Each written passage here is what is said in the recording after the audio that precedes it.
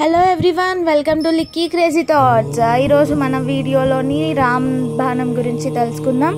ఈ లోపు ఎవరైనా మన ఛానల్ని సబ్స్క్రైబ్ చేయకపోతే go and subscribe to our channel. వీడియోలోకి వెళ్ళిపోదాం.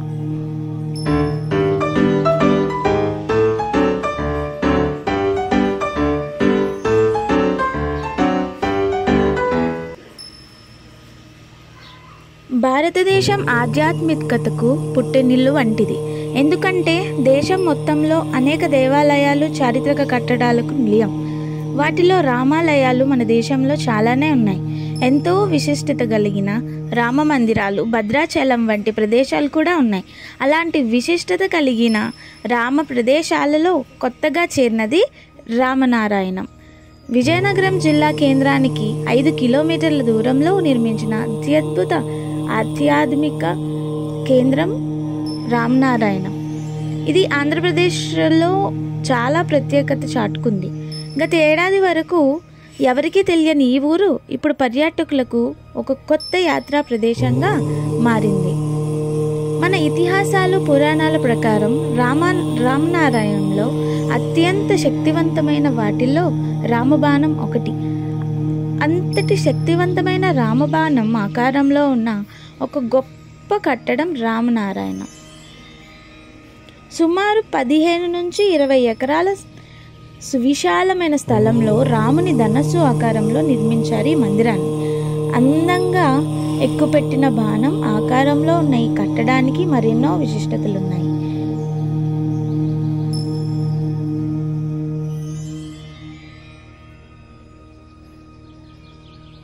మనం చిన్ననాటి నుండి ఎన్నోసార్లు విన్న రామాయణ కథ కళ్ళకు కట్టినట్లుగా పైనుంచి చూస్తే విల్లు ఆకారంలో కనిపించే ఈ ఆలయంలో శ్రీరామ కథను వివరించే 72 బొమ్మల రూపంలో చిత్రాలు, 60 అడుగుల ఆంజనేయ విగ్రహం ప్రత్యేక ఆకర్షణలు. ఈ విల్లులోనే రామాయణం మొత్తం కథ దాగున్నట్లు ఉంటుంది. శ్రీరాముడి జననం నుంచి అతను రావణుని వధించి పట్టాభిషేకుడు అయినంత వరకు ఆ అద్భుతమైన రామాయణ కథను అందమైన దృశ్య రూపాలతో నిర్మించడం అద్భుత విశేషం. అద్భుతమైన ఈ శిల్పకళ రామాయణ కథను కళ్ళకు కట్టినట్లుగా చూపిస్తుంది.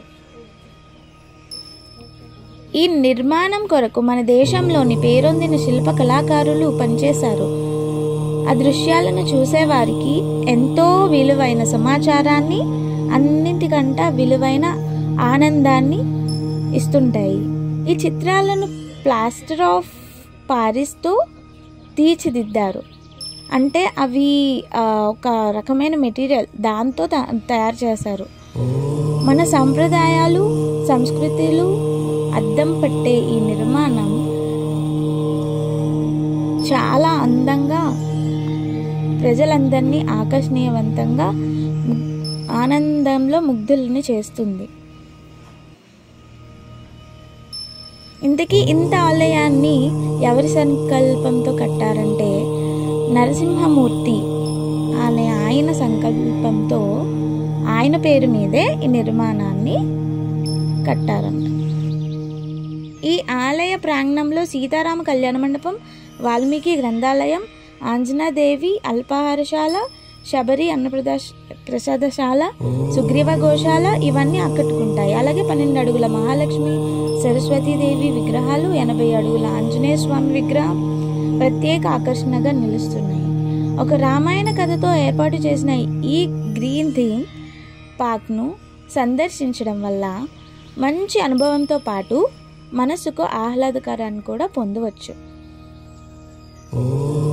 ప్రధాన ద్వారం దాటగానే సర్వవిఘ్నహర్త అయిన వినాయకుడి ఆలయం ఉంటుంది. ఈ కట్టడం 2 అంతస్తులుగా ఉంటుంది.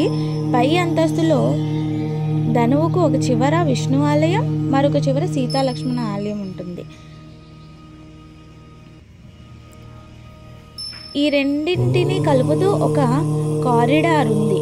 అందులో మొత్తం 75 కుడియ చిత్రాలతో మొత్తం రామాయణం సారం తెలిసి చిత్రాలు ఉన్నాయి.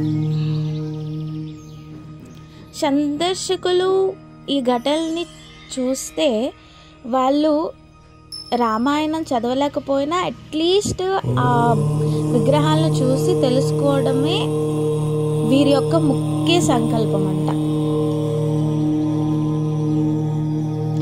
అండ్ నెక్స్ట్ ఇక్కడ తెలుగు కావాలంటే తెలుగు ఉంటుంది, అండ్ ఇంగ్లీష్ కావాలంటే ఇంగ్లీష్లో కూడా మనం చూడొచ్చు.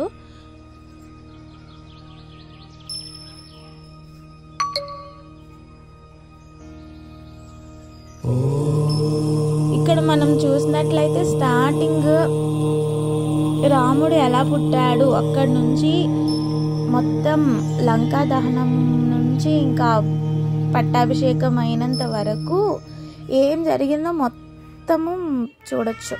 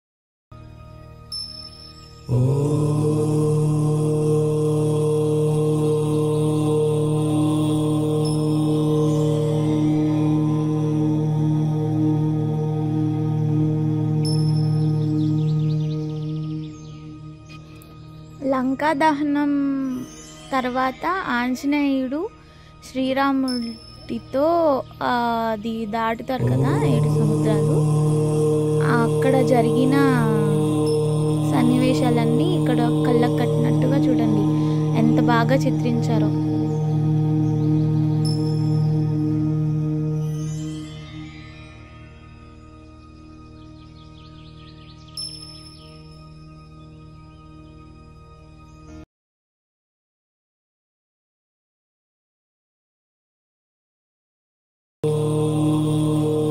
ఈ యుద్ధాన్ని జయించిన అనంతరం శ్రీరాముడు సీతా సమేతంగా అయోధ్యకి వెళ్ళి అక్కడ ఆ పట్టాభిషేకం తర్వాత ఇంకా రాజ్యాన్ని పరిపాలించడాన్ని స్టార్ట్ చేస్తారన్నమాట.